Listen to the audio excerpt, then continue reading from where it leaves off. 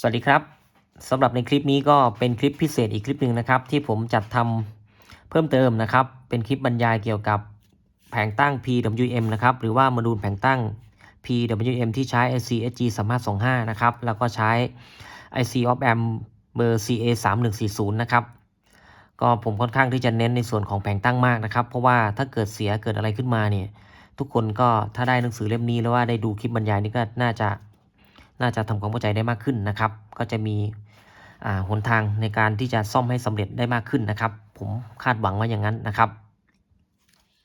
ในตัวแผงตั้ง SG3525 นะครับก็จะแบ่งได้ทั้งหมดอยู่4ส่วนนะครับส่วนที่1ก็เป็นส่วน IC SG3525 เองนะครับ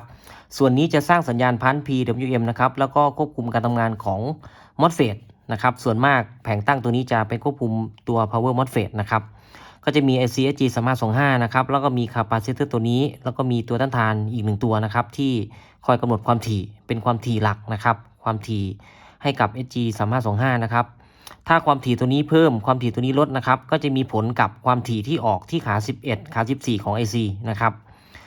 ส่วนที่2ครับคราวนี้ส่วนที่2เมื่อ IC ผลิตความถี่ออกได้แล้วเนี่ยเขาจะส่งความถี่ไปที่ขาที่11ขาที่14นะครับโดยสัญญาณที่ส่งออกไปนี่ยังมีขนาดเล็กอยู่นะครับก็เลยต้องส่งมาที่ชุดไดแผงตั้งนะครับผมเรียกว่าชุดไดแผงตั้งซึ่งชุดนี้จะประกอบไปด้วยทรานซิสเตอร์2เบอร์นะครับก็คือเบอร์8050แล้วก็8550นะครับก็จะอยู่ในชุดนี้นะชุดนี้เลยนะครับทั้งหมดเลยนะตรงนี้นะครับแล้วก็ส่วนที่3ครับส่วนที่3นี่ก็เป็นส่วนที่สำคัญอีกส่วนหนึ่งก็จะเป็นส่วน protection นะครับเนี่ยส่วนนี้นะส่วนนี้จะมี SCR นะครับเบอร์ MCR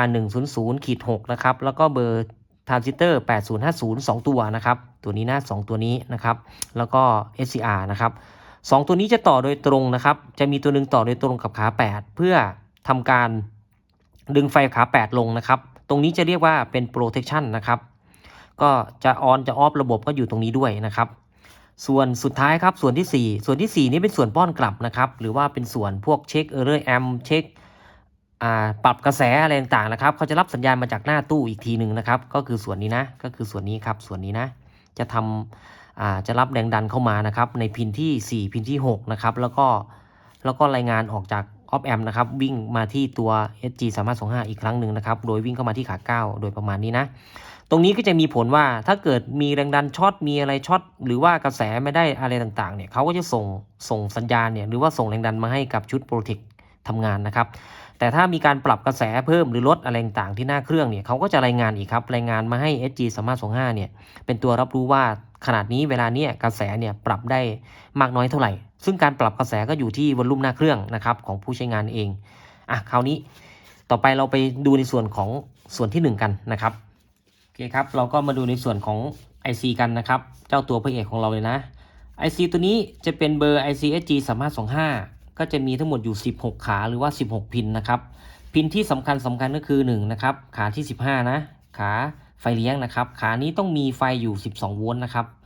แล้วถ้ามีไฟออกเรียบร้อยเนี่ยขา16ครับจะต้องมีแรงดันอยู่ประมาณสัก 5.1 โวลต์ครับแล้วก็ขาที่สำคัญคือขาซอฟต์สตาร์ทต้องมีไฟอยู่ที่ 4.8 โวลต์นะครับถ้าขาซอฟต์สตาร์ทมีขา16มีขา15มีนะครับแต่ขา9ไม่มีแรงดันก็ไม่ออกครับเพราะฉะนั้นขา9ต้องมีไฟอยู่ประมาณ4โวลต์ได้นะครับ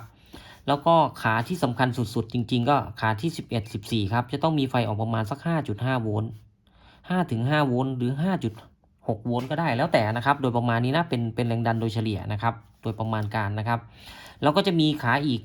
ต่างๆนานาอีกนะครับเราก็มาตรวจสอบในส่วนนี้นะครับตรงนี้นะครับตรงนี้ให้เราใช้รูปนี้เป็นตัวแรงดันนั่งอิงได้เลยนะครับเพราะว่าโดยปกติ IC เขาจะทำงานได้ที่แรงดันนั่งอิงตรงนี้นะครับอาจจะรูปเล็กไปหน่อยนะครับเนี่ยที่ผมวัดมานะครับก็จะมีขาที่สำคัญคือขา8นะครับขา8มีไฟ 4.8 โวลต์ขา16ขา15นะครับขา15ขา16นะแล้วก็ขา9ครับเนี่ยโดยประเด็นนะแต่ถ้าขา CTRT ไม่มีไฟพันก็ไม่ออกเหมือนกันครับเพราะฉะนั้นขาพวกนี้จะมีมานะครับจะต้องปกตินะ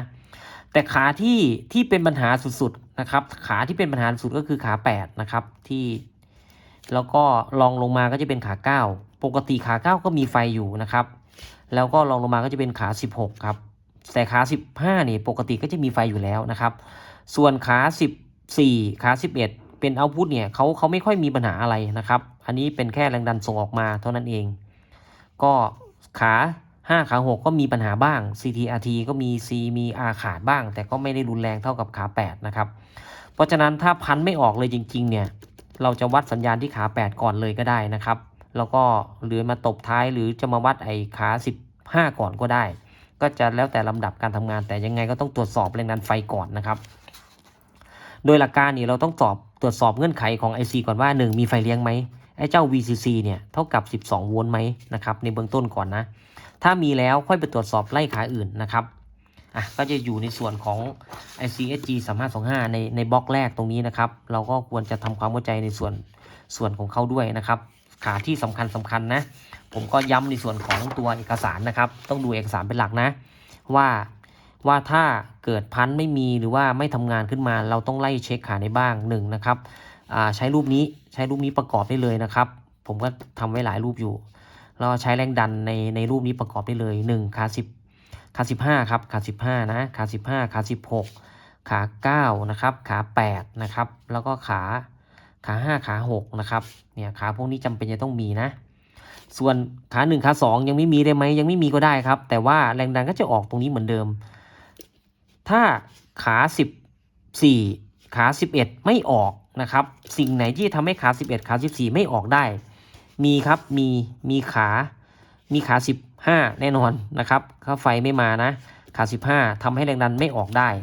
แล้วก็ขา16ครับขา16ทำให้เอาพุทไม่ออกนะ A กับ B นะ